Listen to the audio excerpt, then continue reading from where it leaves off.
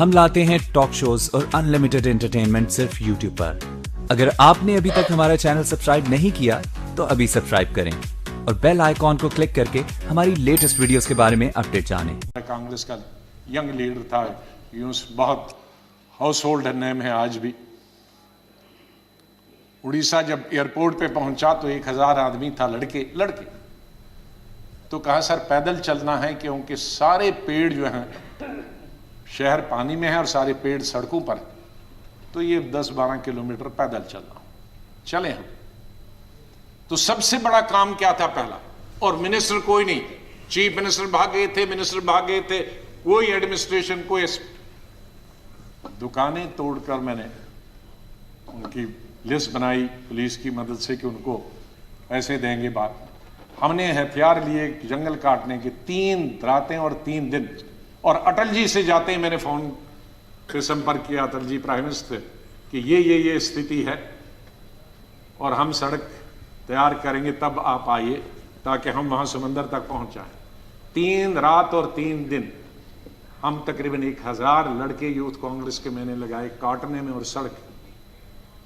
फिर पीएम को फोन किया, फिर वो हेलीकॉप्टर से आए, फिर उनसे राशन मंगाया, फिर उसके बाद मैंने सोनिया गांधी जी को कहा। तो और वहां मैं रोया जब मैंने लाशें देखी, सैकड़ों लाशें तैर रही थी जब हम समंदर के किनारे तक पहुंचे, वहां मैं चिल्ला के रोया। वो 4थी दफा था। और 5वीं दफा जिसका उल्लेख माननीय प्रधानमंत्री जी ने किया और वो भावुक हुए। मैं 2005 में जब चीफ मिनिस्टर बना नवंबर में, और मई में जब दरबार कश्मीर में खुला, तो मेरा स्वागत गुजरात के मेरे भाइयों और बहनों की कुर्बानी से हुआ।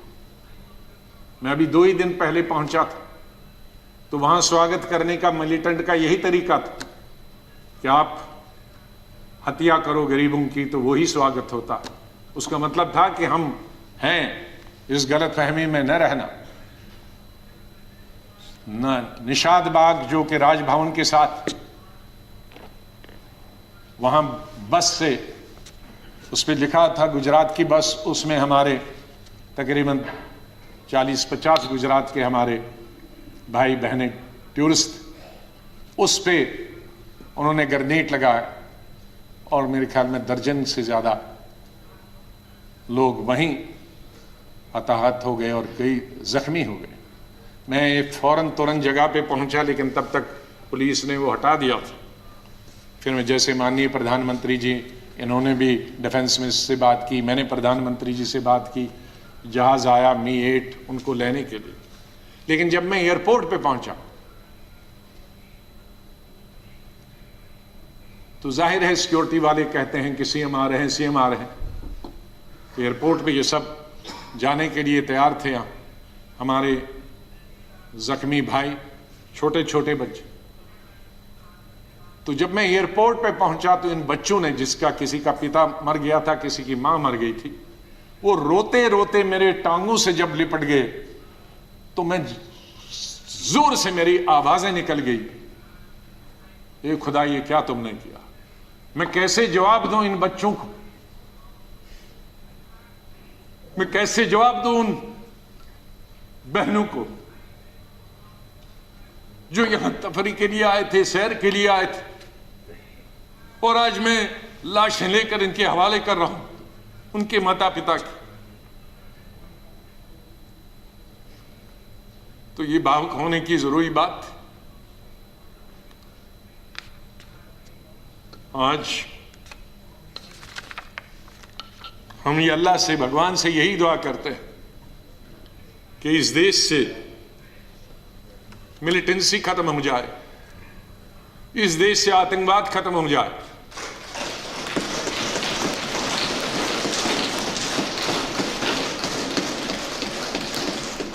हजारों हमारे सिक्योरिटी फोर्सेस के, आर्मी के, पैरामिलिट्री फोर्सेस के, पुलिस के जवान मारे गए, सिविलियन कई क्रॉस फायरिंग में मारे गए।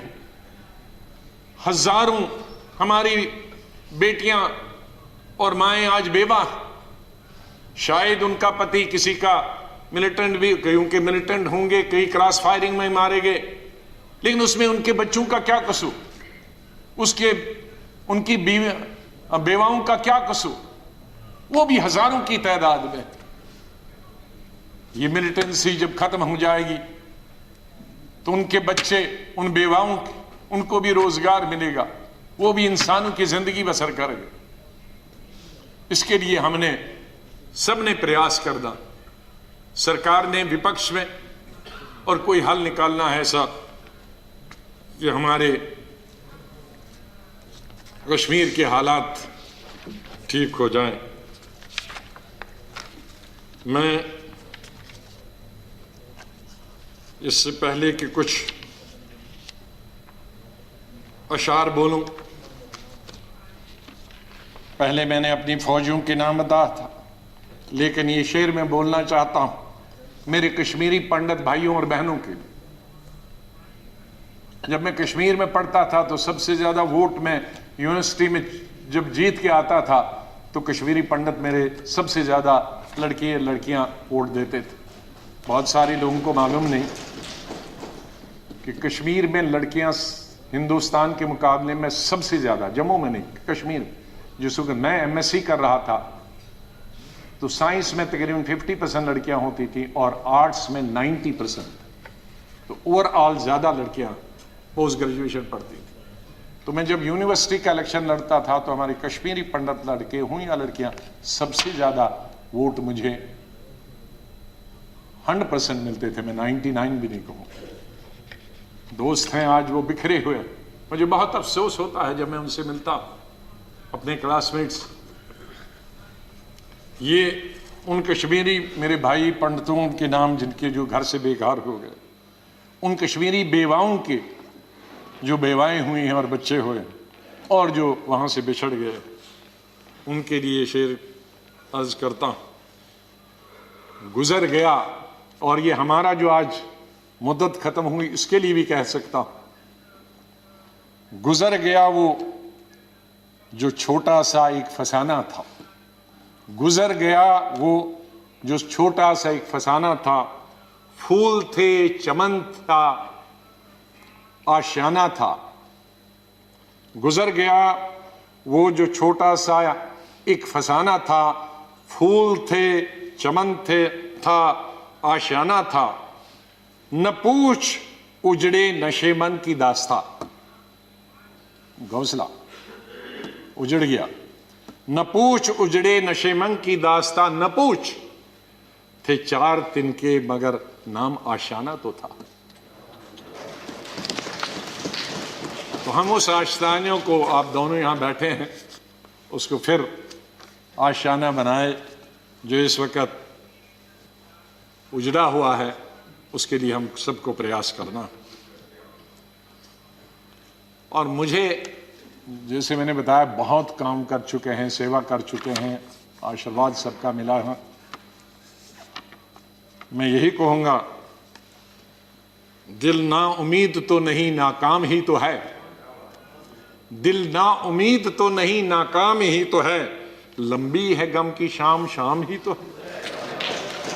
कितनी लंबी होगी, सवेरा तो आई, विंटर में जरा लंबी होती है, तो लंबी है गम की शाम, मगर शाम ही तो है।